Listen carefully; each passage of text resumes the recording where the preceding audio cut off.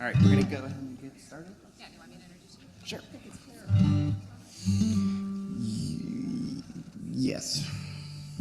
All right, welcome back, everybody. I hope your afternoon breakout sessions were great. You are all the survivors here who survived the whole day and are still here for the last session, so I get applause for you. No, really, it means a lot to me that everyone has come and that you've stayed through the end, so thank you. I would like to introduce our last panel of speakers are from the North Carolina Council on Developmental Disabilities, and here to introduce the panel and their topic is Mr. Tally Wells. Thank you, Laura. And I just want folks to know, because I have had the good fortune of having been married to Laura for 26.5 years in 3 weeks, how hard she has worked, and Jenny has worked, and others have worked to make this conference such a success. And it has just been a remarkable day. So thank you, Laura.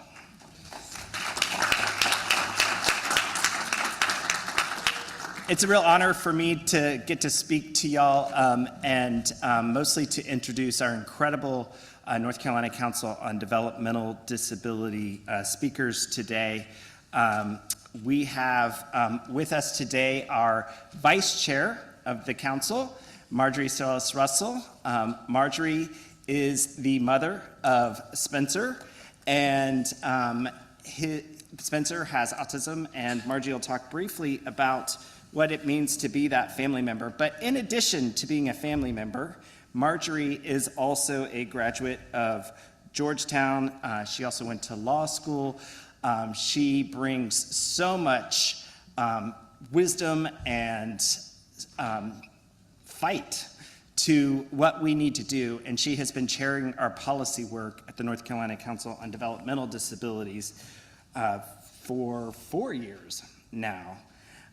Next we have, and I'm pulling up Tony's bio, but we have Tony Hall. Tony is an extraordinary advocate. Tony works at the Triangle Disability and Autism Services, which was formerly the ARC of the Triangle. And it's been serving the disability community in the Triangle area with a variety of services and programs for over the last 70 years. So we are super excited that they are part of this program. Tony works there as a community resource specialist. He has been serving the disabled community in a variety of roles, from supported employment coaching, community outreach, to community navigator and representative payee. In other words, Tony does it all in the developmental disability space, but he also does more because he is the chair of our Financial Asset Development Committee at the North Carolina Council on Developmental Disabilities. And Chris Hendricks is our policy education coordinator. Chris helps lead our policy education meetings at the North Carolina Council on Developmental Disabilities. Chris also leads our self-advocacy discussion series and our self-advocate discussion series. And Chris happens to also be a nationally known recording artist, having opened for many folks like Amy Grant and Daughtry, and he's going to close us out with a song today. So I was so excited about the hour Laura was going to give me because I'm her husband for this time, but she said we had 15 minutes if we were going to have a song. So we are going to limit our answers to 5 sentences, which is a real challenge. Think back to all those times you wrote all those things and somebody wanted a little bit. And that's especially true in the IDD world where we have so much of life experience.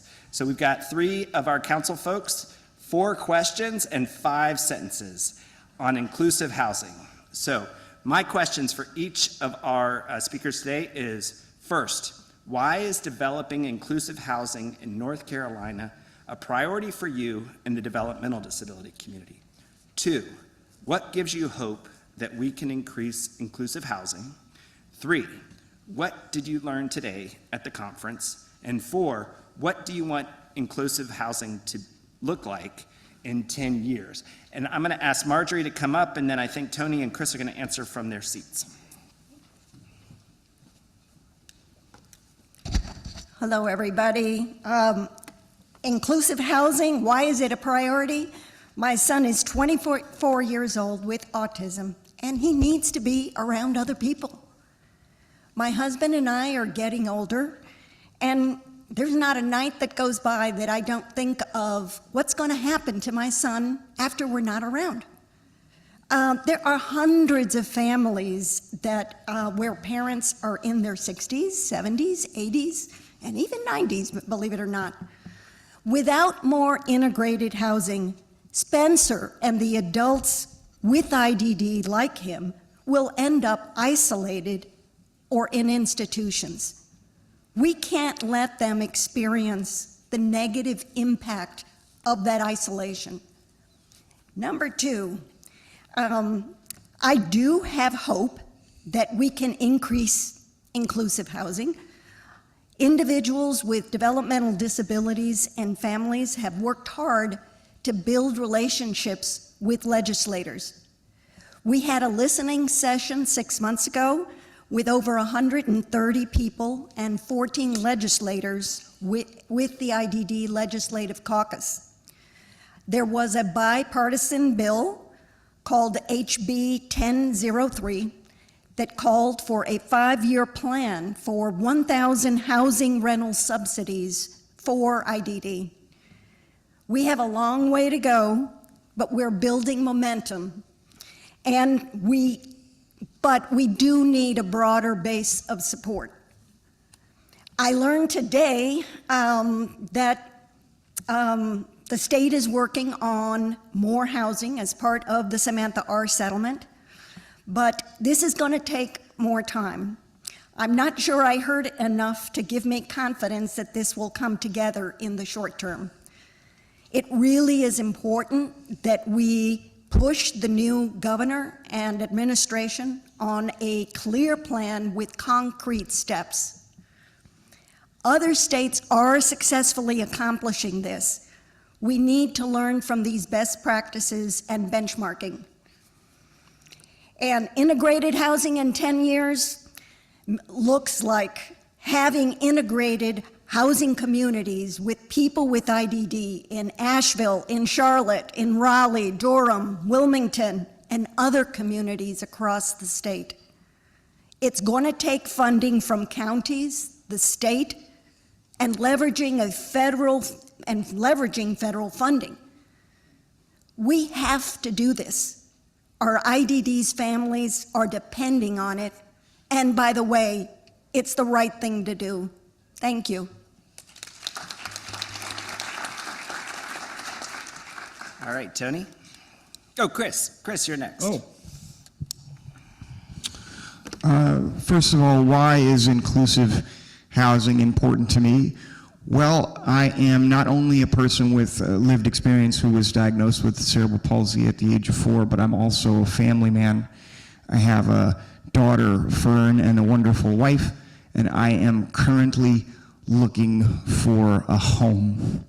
I have spent the better part of my life and career seeing the value that persons with various disabilities, including intellectual developmental disabilities, bring to the table.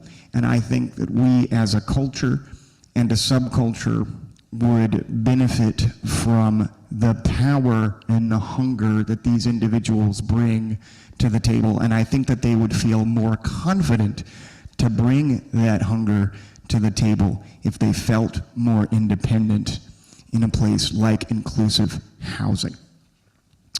What gives me hope for housing today are honestly conferences such as these. Simply put, it takes a village. It will always take a village. And the fact that we have all been able to come together today and continue to expand this discussion is a really big deal. What also gives me hope is that the IDD community as a whole is consistently spoken of more and more by leaders in our community and by legislators. And I am confident that if we can continue to find the courage to come together and say what needs to be said as a village, we will have a bright future in housing for people with intellectual and developmental disabilities. What did I learn at this conference? I learned a great deal. I got a lot of hope from Pennsylvania and the Pennsylvania Council. I think they really got it going on when it comes to housing. And I think that they reminded me of what I am most passionate about, what really brought about change in their state, and what we can learn from them, again, is continued conversations with our leaders in a coordinated manner, and again, the belief that individuals with intellectual and developmental disabilities not only belong to the table, but bring value to the table, and giving them the courage to share their own stories, and having advocates and self-advocates work side by side.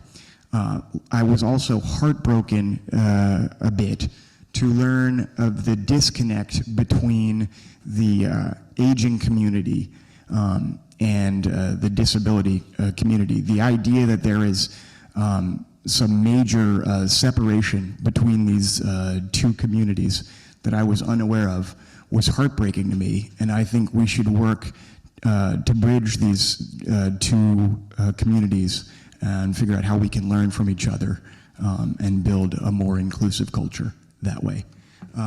Lastly, where do I want inclusive housing to be in 10 years?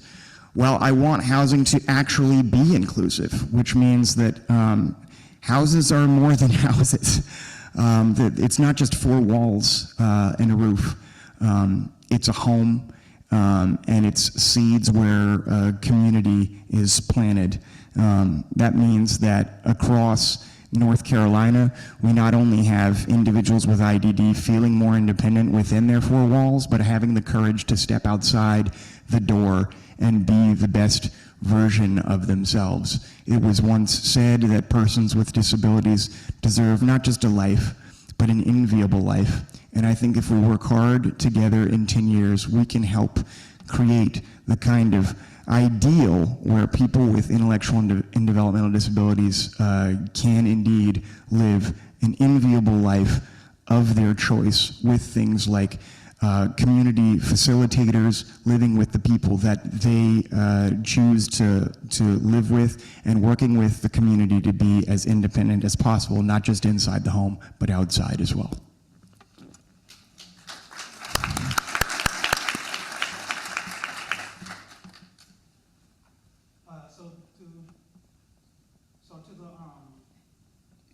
First question.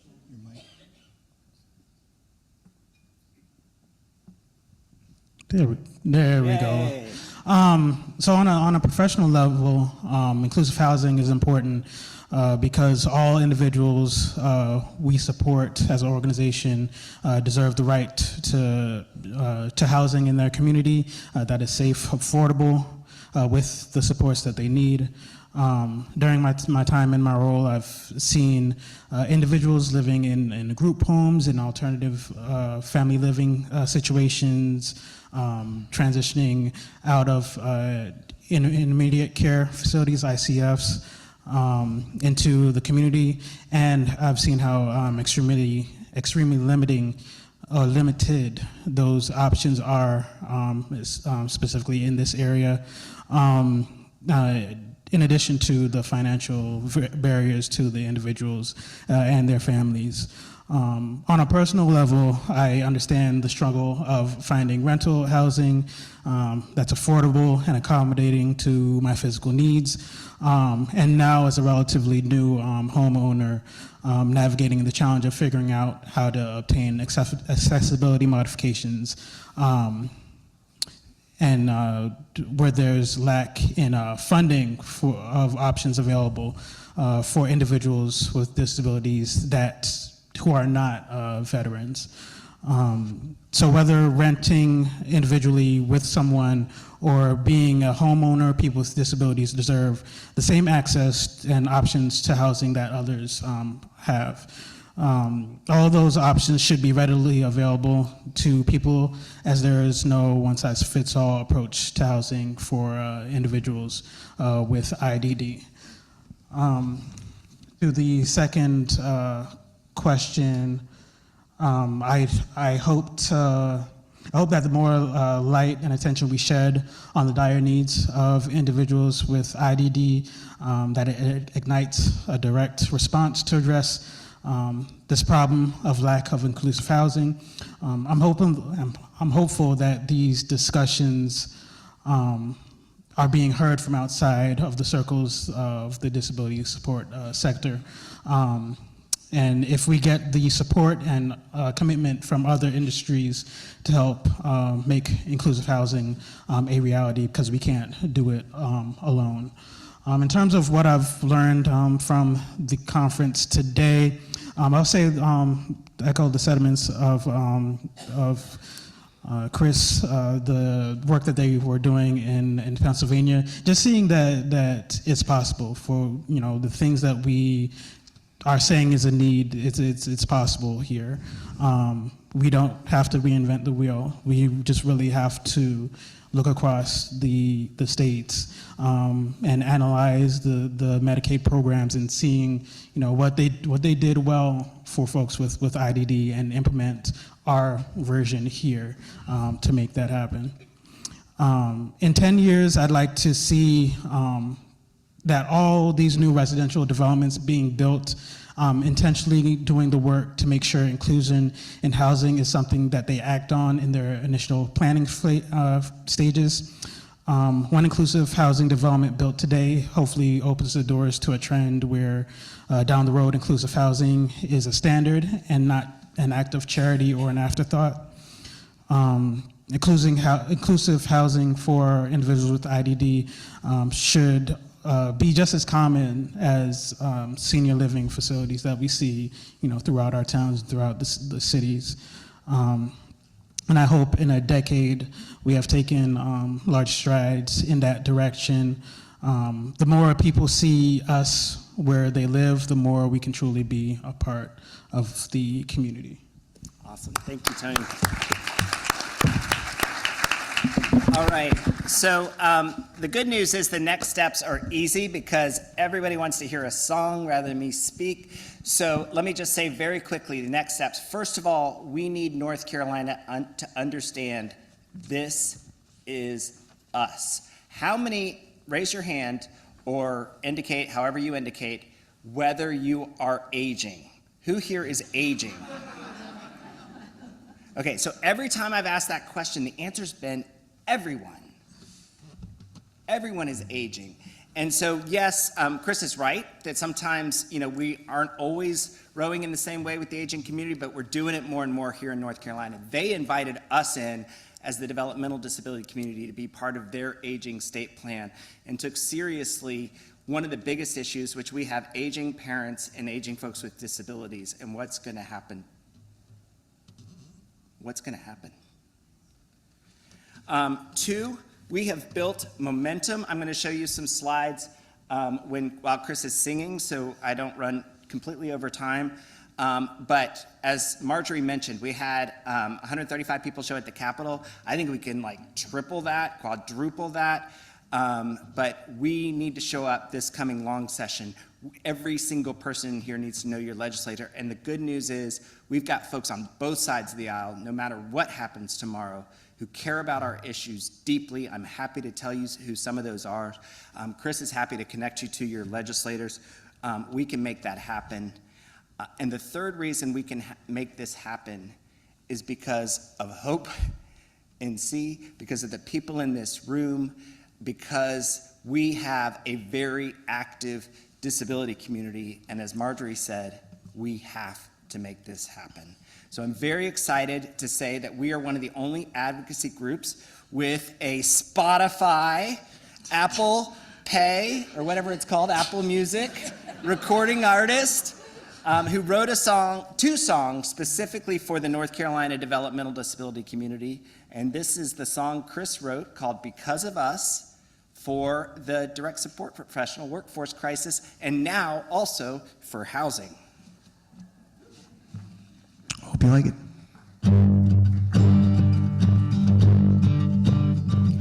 I have a way I do what I do. You have the same kind of differences too. So from a parallel point of view, I am myself when I'm with you.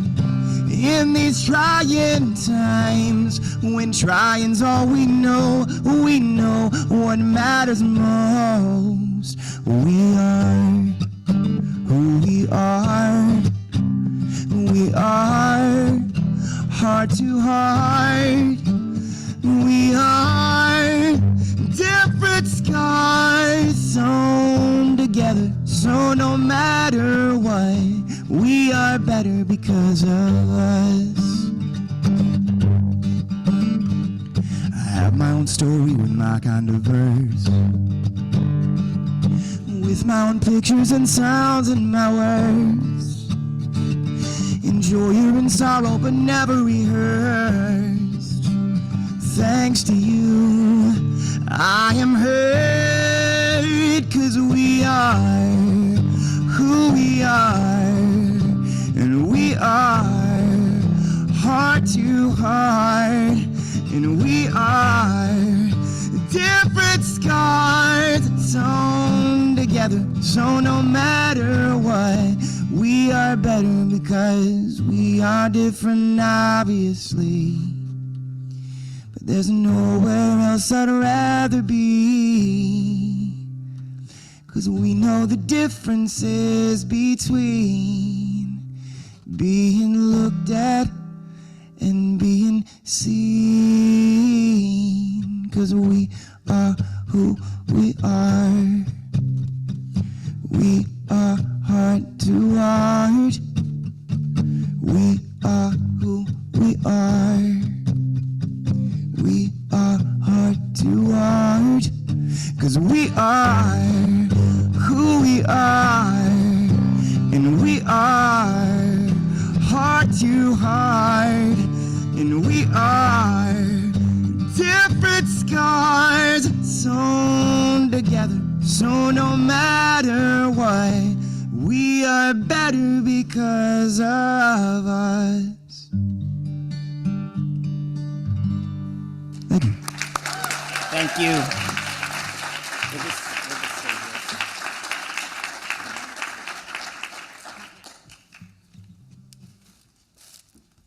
All right, don't leave, just a quick few things.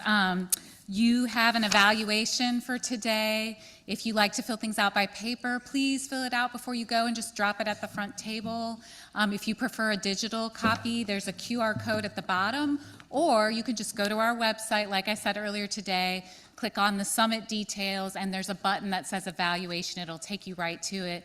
It's only like, 7, 8, 9, 10 questions. Quick. So please help us. We love doing this event every year, and we want to make it better every year. And I want to thank our sponsors once more, as well as our exhibitors. We couldn't do it without them. And then finally, before I let you go, I don't see Deb. She snuck out on me. Oh, okay, Ginny, come on up. So Ginny and Deb are the people. Come on, I know you're shy. Come on. Ginny Dropkin and Deb Levin are really also the reason why this summit was possible, because they both have worked hours and hours and hours to organize and get sponsors and be there for me at every step of the way. So I couldn't have done it without them, and I just wanted you all to know and see their faces, although she's hiding now. Oh, she went to get Deb. So so these are just some flowers for them, and I just wanted you all to join me in a round of applause to thank them for what a great day.